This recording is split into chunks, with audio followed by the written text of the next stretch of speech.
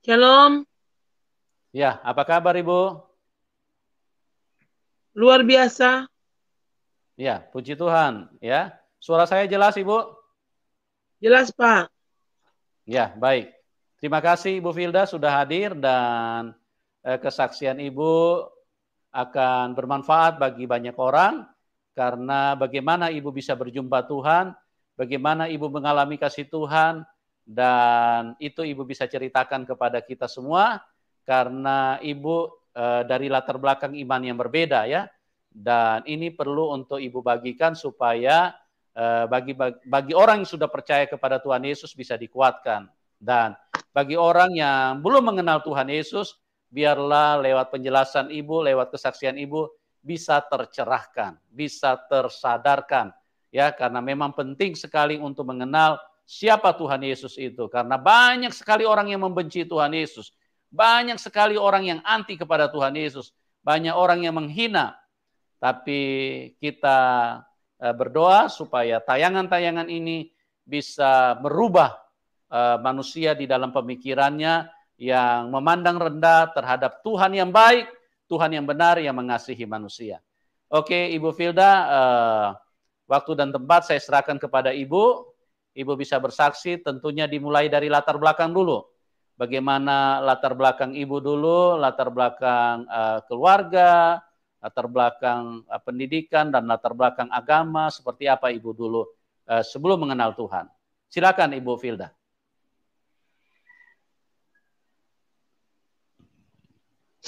Shalom, damai di hati. Selamat sore semua umat Kristiani yang ada di seluruh dunia.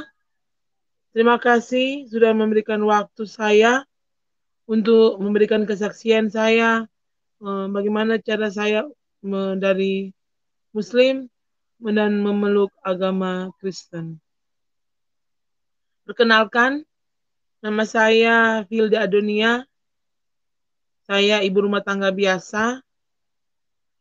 Saya dari dua bersaudara dan saya anak yang tua. Kedua orang tua saya beragama Muslim.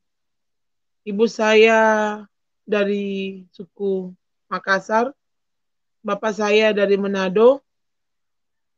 Kami dibesarkan dengan didikan agama yang sangat fanatik sebagai seorang Muslim. Ibu saya dari kecil selalu mendidik saya untuk sholat 5 waktu, mengaji setiap sore, dan itu kami lakukan setiap hari sampai saya berumur 38 tahun dan walaupun saya sudah menikah, saya masih tinggal bersama orang tua saya. Selama hampir 38 tahun, saya memeluk agama Muslim.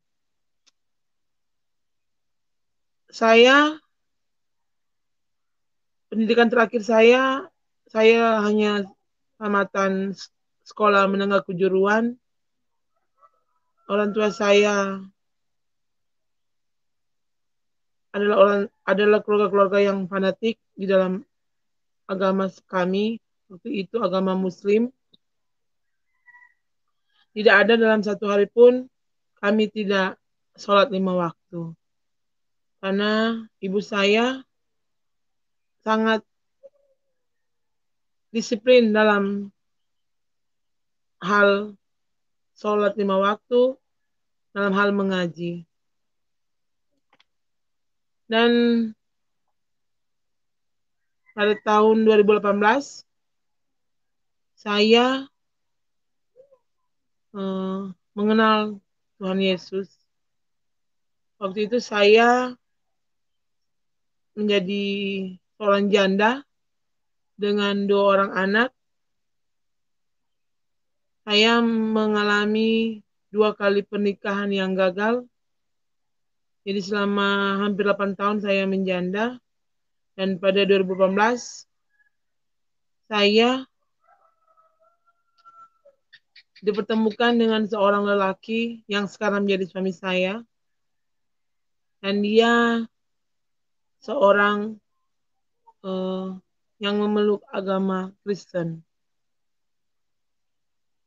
Peralihan saya waktu saya dari Muslim ke masuk agama Kristen, saya sempat jatuh sakit.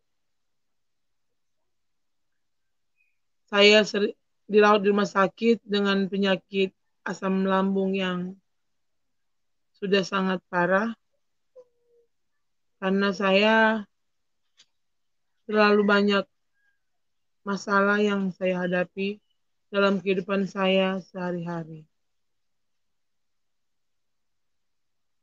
Dalam keterbatasan saya sebagai seorang manusia, sebagai seorang wanita, saya terlalu banyak hal-hal yang saya hadapi. Dan pada suatu malam, saya bermimpi bertemu dengan seorang kakek yang jauh sebelumnya saya tidak mengenal, dan dia menanyakan kepada saya kenapa saya bersedih dan menangis. Dan saya mengatakan saya banyak masalah. Dan kakek itu menyuruh saya untuk pulang dan bangun, dan menyuruh saya untuk membaca kitab Yohanes. Saya tidak langsung membaca surat Yohanes. Dalam pemikiran saya, dalam isi kitab saya waktu itu saya masih Muslim, dalam Al-Quran tidak ada surat Yohanes. Dan pada waktu itu saya masih bekerja sebagai cleaning service di suatu mall di Manado, dan saya menanyakan kepada teman-teman saya dan menceritakan arti mimpi saya. Dan kata teman-teman saya di tempat kerja bahwa kitab Yohanes itu ada dalam isi Alkitab. Dan mungkin kata teman-teman, orang yang saya temui dalam mimpi adalah Tuhan Yesus. Saya tidak langsung membaca surat Yohanes. Saya merenungkannya mungkin ada sekitar 2 minggu, baru saya pergi ke rumah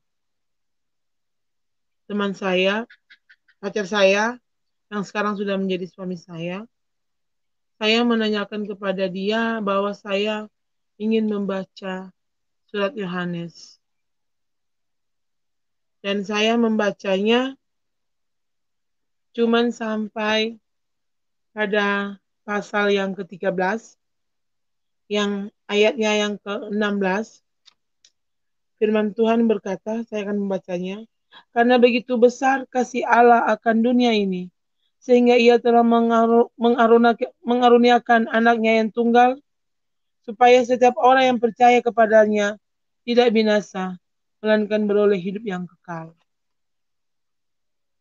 Setelah saya membaca surat itu, isi kitab Yohanes, ada pasal yang 3 ayat yang ke-16, saya langsung memutuskan untuk pindah agama.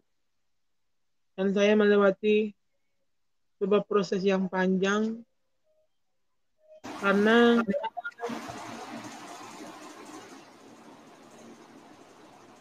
Bu Filda bisa agak besar suaranya sedikit Bu, supaya jelas.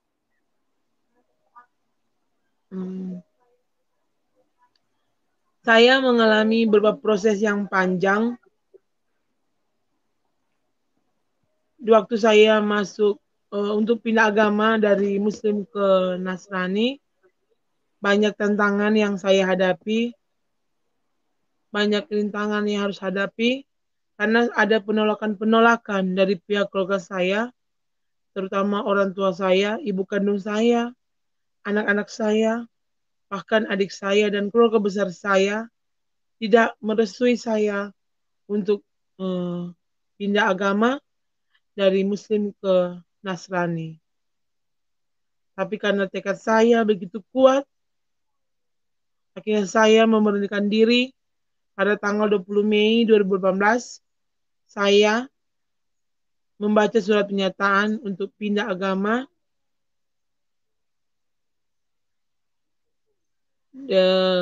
tahun pindah agama dari Muslim ke Kristen. Dan pada tahun yang sama juga itu saya langsung dibaptis. Setelah saya masuk agama Kristen, saya juga menghadapi begitu banyak pergumulan, begitu banyak tantangan yang saya hadapi, begitu banyak rintangan yang saya hadapi, dari kehilangan cabang bayi saya, 2 kali saya mengalami keguguran, dan pada tahun kemarin saya melahirkan pada bulan Agustus 2021, saya melahirkan seorang bayi laki-laki, dan pada bulan Oktober tanggal 21 anak saya berusia 2 bulan 9 hari harus meninggal dalam keadaan tidak sakit.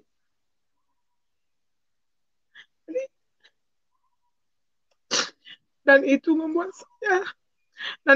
saya sangat terpukul. Sempat dalam pikiran saya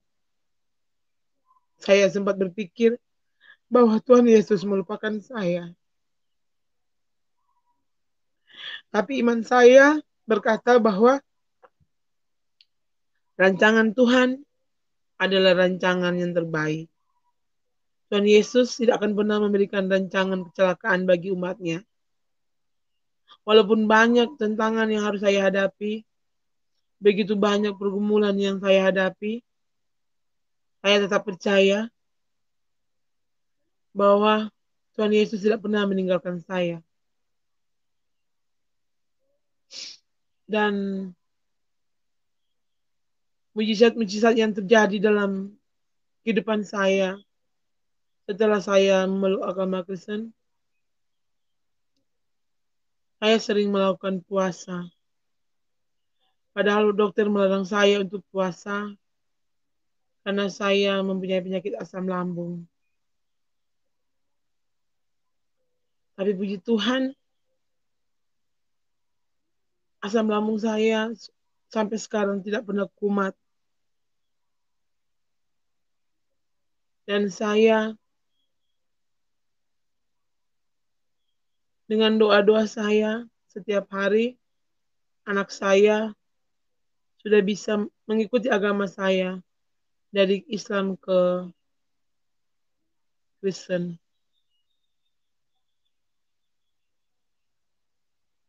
Dalam kehidupan sehari-hari saya, sejak saya pindah agama dari Muslim ke Kristen, memang Tuhan Yesus memberikan saya banyak hal-hal yang di luar pemikiran saya. Banyak hal-hal yang saya temui dalam kehidupan saya sebagai seorang Nasrani.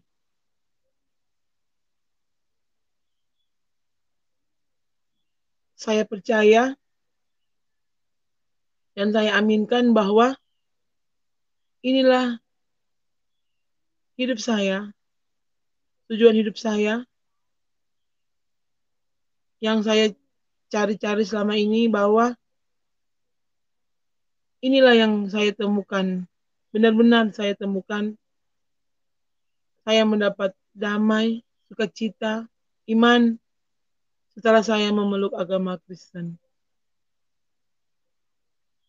Waktu saya masih memeluk agama Muslim, saya seperti hidup dalam kebimbangan, kegundahan, kegelisahan,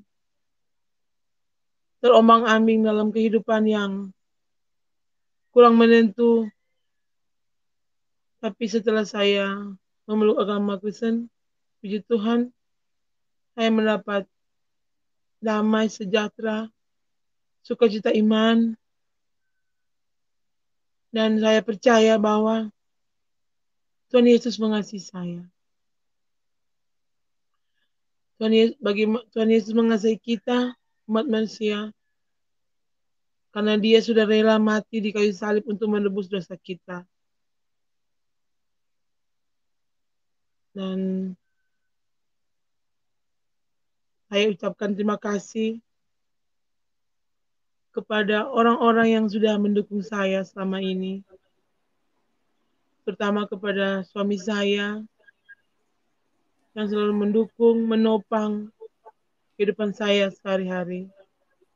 Dan sampai saat ini, puji Tuhan, saya masih tetap setia dan taat walaupun banyak pergumulan-pergumulan yang saya hadapi. Setiap ada pergumulan yang saya hadapi, saya selalu membaca surat Korintus 10 ayatnya yang ke-13, 1 Korintus 10 ayat yang 13.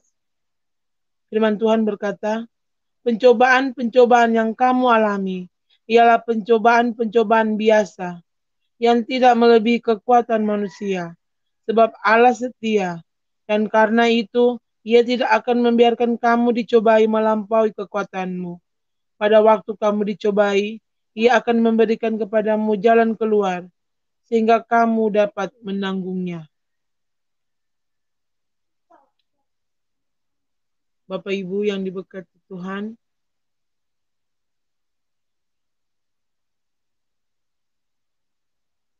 kehidupan sehari-hari saya, sejak saya mengenal Tuhan Yesus, berubah. Saya lebih rileks, lebih tenang. Dari sebelum-sebelumnya saya mengalami banyak kegelisahan, kegundahan. Hidup saya semrawut. Tapi puji Tuhan, setelah saya mengenal Tuhan Yesus, ada damai dalam kehidupan saya. Ada damai sukacita dalam hati saya. Dan saya percaya Tuhan Yesus selalu menjaga saya. Terima kasih.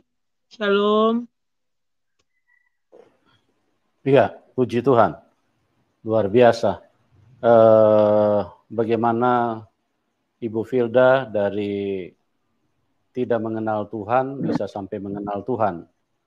Dan itulah bagaimana kasih Tuhan dinyatakan kepada seorang Filda, dan Tuhan Yesus menolong seseorang tidak karena melihat dari latar belakang. Kalau melihat dari latar belakang, Tuhan Yesus tidak mungkin hadir di dalam Ibu Filda. Karena dia iman yang berbeda, artinya iman yang tidak percaya kepada Tuhan Yesus. Nah, inilah kuasa Tuhan yang sangat nyata dan sangat mutlak yang telah dinyatakan kepada seorang Filda.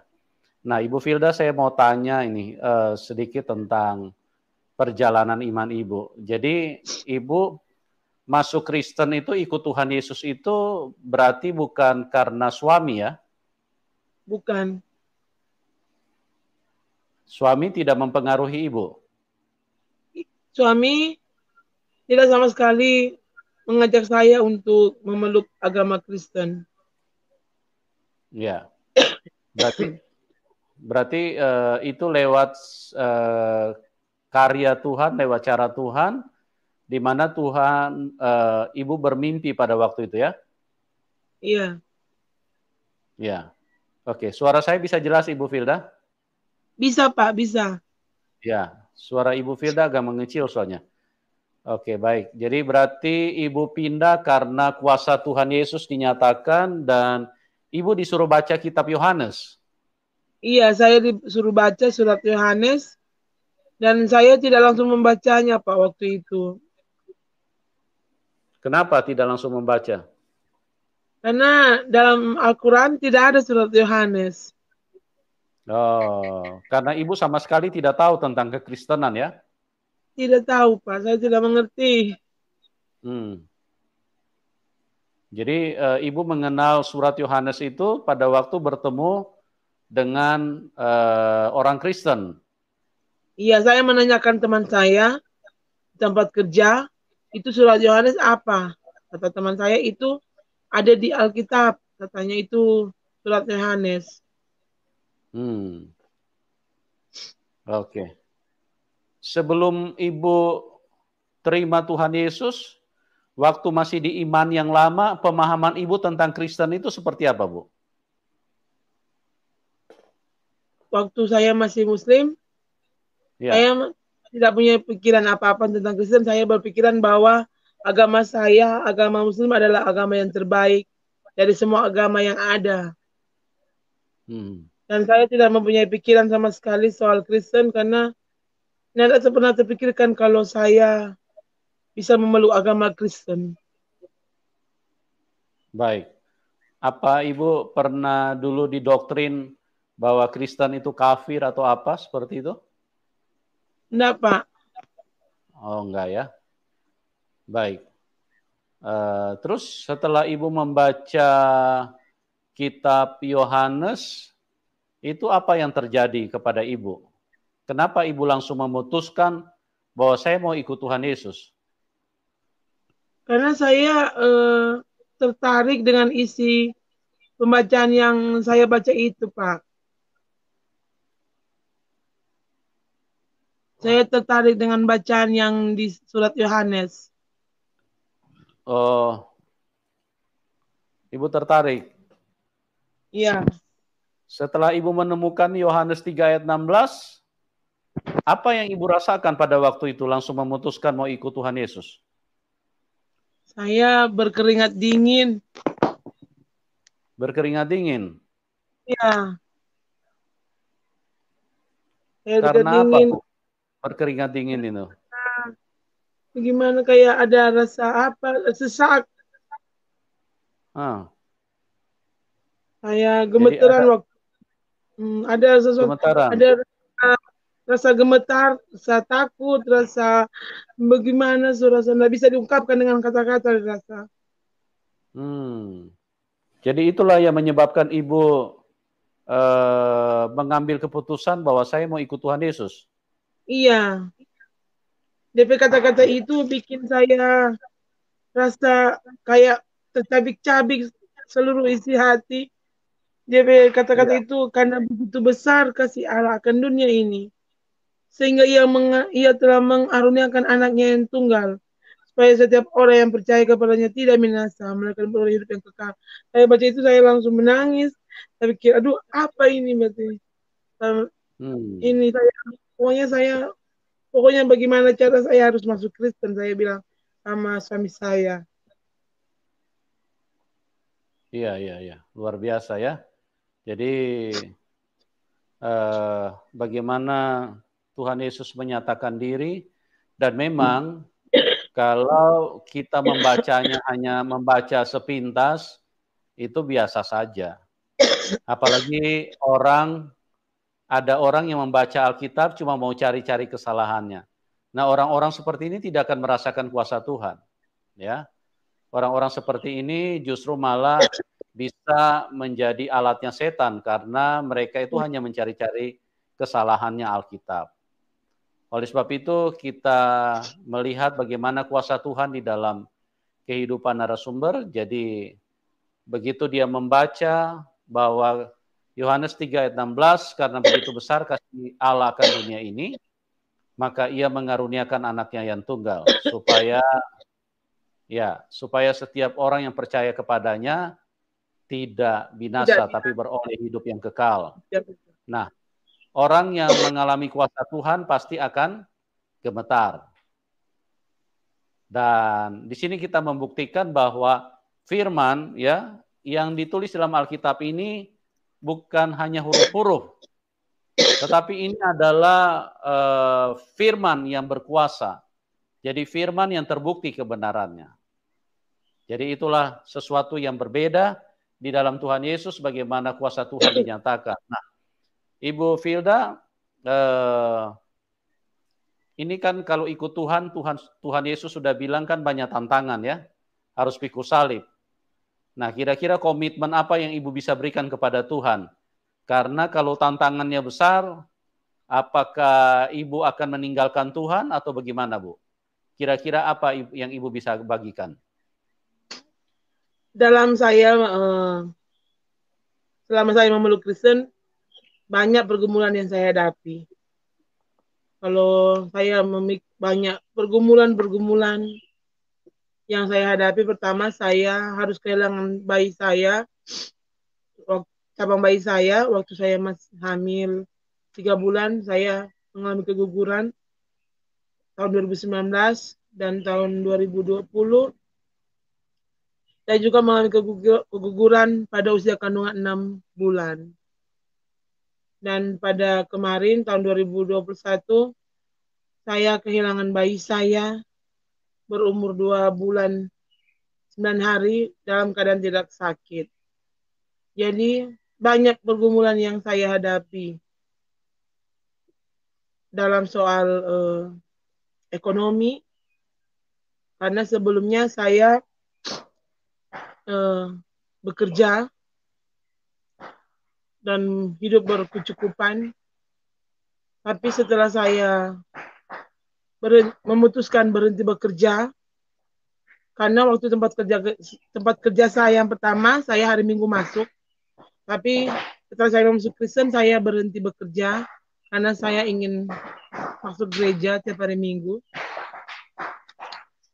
Dan setelah saya masuk Kristen, saya mengalami banyak rintangan dalam kehidupan saya. Soal ekonomi saya harus hidup serba kekurangan, serba pas-pasan. Suami saya hanya kerja tukang biasa, dan saya harus meninggalkan semua harta saya buat keluarga saya yang masih ada di tempat tinggal yang sebelumnya, orang tua saya, karena saya harus pindah agama dan mengikuti suami saya. Sekarang saya hidup serba kekurangan. Boleh dilihat rumah saya ini hanya gubuk. Tapi saya percaya Tuhan Yesus selalu menjaga saya. Dan di dalam Alkitab saya mempunyai ayat emas dalam 1 Korintus 10 ayatnya ke-13.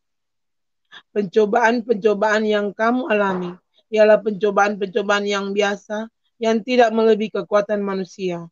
Sebab Allah setia, dan karena itu Ia tidak akan membiarkan kamu dicobai melampaui kekuatanmu.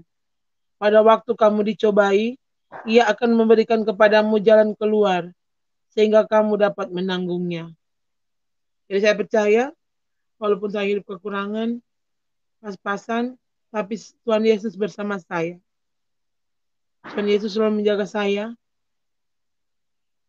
Ada damai sejahtera dalam kehidupan rumah tangga saya. Dan saya percaya Tuhan Yesus tidak akan pernah meninggalkan saya. Saya aminkan bahwa teman-teman saya bisa meninggalkan saya. Keluarga saya bisa meninggalkan saya. Tapi Tuhan Yesus tidak akan pernah meninggalkan saya. Ya, dan amin, saya percaya kalau saya benar-benar ikut bersama Tuhan Yesus, Tuhan Yesus tidak akan pernah meninggalkan saya. Dan saya aminkan itu dalam kehidupan saya sehari-hari. Ya, amin. Puji Tuhan. Haleluya. Jadi itu adalah komitmen daripada Ibu Filda bahwa beliau akan terus percaya kepada Tuhan Yesus, ya. Berarti sekalipun mengalami tantangan yang lebih besar, misalnya ibu dianiaya karena percaya Tuhan Yesus, ibu tidak akan mundur, ya? Tidak akan mundur. Walaupun sekarang setelah saya masuk Kristen, saya harus berhenti bekerja. Dan saya harus hidup serba kekurangan bersama suami saya, tapi Tuhan Yesus selalu menjaga saya. Ya, jadi itulah teman-teman bahwa Ibu Filda ini merasakan. Jadi bukan hanya mempercayai huruf-huruf yang tertulis di dalam sini nih. Bukan itu. Jadi huruf-huruf ini harus terbukti. Kita bisa rasakan di dalam hati kita, di dalam kehidupan kita, bahwa ini adalah perkataan Tuhan. Karena Ibu Filda mengalami suatu kekuatan yang berbeda. Sukacita, damai yang tidak bisa dibeli, sukacita, damai yang tidak bisa didapatkan di dunia ini, sukacita, damai yang tidak bisa diproduksi oleh dunia, tapi itu hanya bisa diberikan oleh orang yang percaya kepada Tuhan. Itulah kekuatan yang tidak bisa dibatalkan oleh apapun, bahwa kami adalah orang yang mengalami kuasa Tuhan. Kami adalah orang yang secara nyata, secara tegas, kami mengalami kuasa Tuhan. Ya, Ibu Filda mengalami itu. Nah, Ibu Filda, kira-kira nih, Ibu mau membagikan pesan apa kepada teman-teman yang belum kenal Tuhan Yesus? Singkat saja apa yang Ibu bisa bagikan kepada mereka, supaya mereka juga bisa mengalami hal yang sama. Silakan Ibu Filda. Jangan buang waktu, jangan buang kesempatan selama nafas kita masih ada di tubuh kita. Saya percaya bahwa Tuhan Yesus adalah Tuhan, Bapa semua orang, karena Tuhan Yesus begitu besar pengorbanannya buat kita umat manusia. Dia rela mati di kayu salib untuk menebus dosa kita. Dan apa yang Tuhan Yesus ajarkan buat kita, umat manusia, yaitu dalam hukum Taurat ada, kasihilah Tuhan Allahmu dengan segenap hatimu, dan kasihilah sesama manusia seperti menyayangi dirimu sendiri. Tuhan Yesus mengajarkan kita untuk hidup kasih, damai, sejahtera, bahwa Tuhan Yesus adalah Tuhan dan Juru Selamat yang hidup, yang betul-betul kita percaya bahwa Dia adalah Tuhan yang begitu mengasihi kita umat manusia. Dan Tuhan Yesus adalah Bapa di atas segala Bapa. Tuhan Yesus mengajarkan kita untuk tetap setia, menunggu, menanti kedatangannya yang kedua kali buat kita umat manusia. Dan setiap orang yang percaya, amin, pasti akan mendapat kedamaian. Amin. Amin. Ya, luar biasa. Ya, itulah teman-teman kesaksian daripada Ibu Filda, bagaimana dia berjumpa dengan Tuhan. Dan perjumpaan pribadi itu adalah sesuatu yang tidak bisa dibantah oleh siapapun. Artinya, sekalipun Ibu Filda mengalami tantangan, sekalipun saat ini secara ekonomi dia belum seperti yang diharapkan, tetapi bagaimana kasih Tuhan, bagaimana damai, kekuatan yang luar biasa yang berlimpah-limpah yang Tuhan hadirkan di dalam hidupnya. Ya, itulah yang membuat Ibu Filda dengan teguh bahwa Tuhan Yesus itu adalah harga mati. Nah, teman-teman, jangan sampai terlambat, bahwa siapapun kita, ingat, Kita perlu berjumpa dengan Tuhan yang benar, kita perlu mengalami Tuhan yang benar, karena hanya Tuhan yang benar yang bisa bawa kita ke surga. Tuhan Yesus berkata, "Akulah jalan kebenaran dan hidup. Tidak ada seorang pun yang dapat datang kepada Bapa kecuali melalui aku." Akulah jalan kebenaran, akulah jalan. Karena di luar Tuhan Yesus tidak ada jalan. Ya, mau pakai jalan apa? Jalan tol tidak bisa ke surga. Jalan arteri tidak bisa, apalagi jalan-jalan sempit. Ya, sedangkan jalan di udara pakai pesawat tidak bisa. Mau pakai apa ke surga? Makanya pesawat naik kalau sudah 33.000 kaki atau 10 kilo, dia akan turun. Karena apa? Karena dia tidak tahu jalan ke sana. Tidak ada jalan mau ke surga. Siapa jalan yang bisa membawa kita ke surga? Kecuali Tuhan Yesus. Tuhan Yesuslah jalan. Tuhan Yesus berkata tidak pernah salah nih teman-teman. Akulah jalan. Dan dialah yang naik ke surga. Kita lihat dulu 2000 tahun yang lalu, ada 500 pasang mata yang menyaksikan dia terangkat ke surga. Dan itulah jalan. Dengan cara beginilah manusia bisa naik ke surga. Karena tidak ada manusia yang bisa naik ke surga. Karena manusia semua berdosa. Ya, manusia turun ke alam maut. Tidak bisa naik ke surga manusia. Karena apa? Karena di surga itu, di atas itu tempatnya kudus. Ya, makanya kalau Anda tidak percaya, saya berikan penjelasan. Analoginya begini. Kalau kita berdoa, kan kita berkata, mari kita naikkan doa. Mari kita panjatkan doa. Mari kita naikkan puji syukur. Ya, itu artinya naikkan itu ke atas.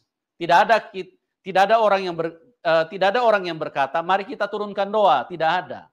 Ya, kalau menurunkan pejabat ada. Mari kita turunkan pejabat karena misalnya dia tidak benar di dalam pekerjaannya. Tapi kalau bila mau turunkan doa tidak ada. Mari kita naikkan doa. Nah, Tuhan itu sangat kudus. Tidak ada satu orang pun yang layak naik ke atas kecuali Tuhan Yesus.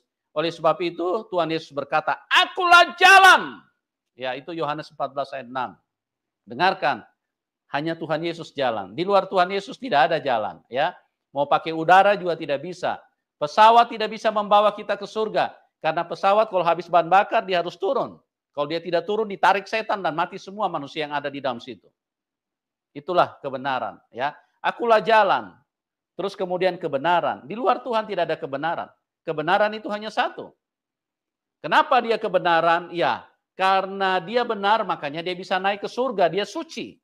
Tidak ada seorang pun yang bisa menghampiri mendekat kepada Tuhan kalau dia tidak suci. Manusia semua najis. Ya, kalau manusia najis, maka semua akan diterkam setan. Akulah jalan kebenaran dan hidup. Nah, hidup inilah yang paling penting. Akulah jalan kebenaran dan hidup. Karena di luar Tuhan Yesus semua manusia mati. Coba cek dulu keluarga kita. Kalau Anda tidak percaya sudah berapa banyak keluarga kita yang sudah mati. Itu menunjukkan bahwa hanya Tuhan Yesus kehidupan. Manusia itu semua akan mati. Manusia semua akan gali kubur. Karena manusia akan mati. Karena hanya Tuhan Yesus kehidupan. Akulah jalan kebenaran dan hidup. Makanya dengar baik-baik teman-teman. Karena dia kehidupan, dia keluar dari kuburan. Anda boleh cek di seluruh dunia. Adakah manusia yang pernah keluar dari kuburan? Tidak ada. Hanya Tuhan Yesus yang keluar dari kuburan. Karena apa? Karena dia tidak mati. Dia hanya menebus dosa. Dia adalah Tuhan yang hidup. Dan kehidupan itu hanya punya Tuhan. Akulah jalan kebenaran dan hidup. Tidak ada seorang pun yang sampai kepada Bapa kecuali melalui aku. Anda ingin hidup selamanya, ikut Tuhan Yesus. Karena apa? Karena kalau kita ikut Tuhan Yesus, kita hanya pindah tempat. Ya, kita mati secara jasmani itu hanya pindah tempat. Karena apa? Karena tubuh jasmani kita ini sangat hina, sangat rapuh, sangat rentan dengan virus. Karena satu virus saja kanker atau virus corona sudah kelepar-kelepar tinggal tunggu gali kubur itu. Ya, Tuhanlah jalan kebenaran dan hidup. Jangan sampai terlambat teman-teman. Kami mengasihi Anda semua. Saya berdoa kiranya kebaikan Tuhan bisa menyentuh hidupmu dan buka hati supaya jangan sampai terlambat. Tuhan Yesus mengasihi kita semua dan terima kasih Ibu Filda atas kesaksian yang luar biasa. Saya berdoa supaya Ibu selalu kuat dan Ibu tetap setia di dalam Tuhan, karena hanya yang setia kepada Tuhan Yesus yang akan bisa pulang ke surga. Karena di bawah kolong langit ini, Kisah 4 ayat 12, tidak ada nama lain yang olehnya manusia bisa diselamatkan kecuali di dalam nama Tuhan Yesus. Ya, Ibu tetap setia. Dan bagi teman-teman yang ingin mendukung Ibu Filda, nomor rekeningnya nanti kami taruh di layar deskripsi. Ya, bagi teman-teman yang ingin mendukung Ibu Filda, nomor rekeningnya kami taruh di layar deskripsi. Oke, terima kasih sekali lagi buat semuanya. Ibu Filda, terima kasih. Dan kita akan berjumpa di program selanjutnya. Tuhan Yesus memberkati kita semua dan salam kemenangan. Amin.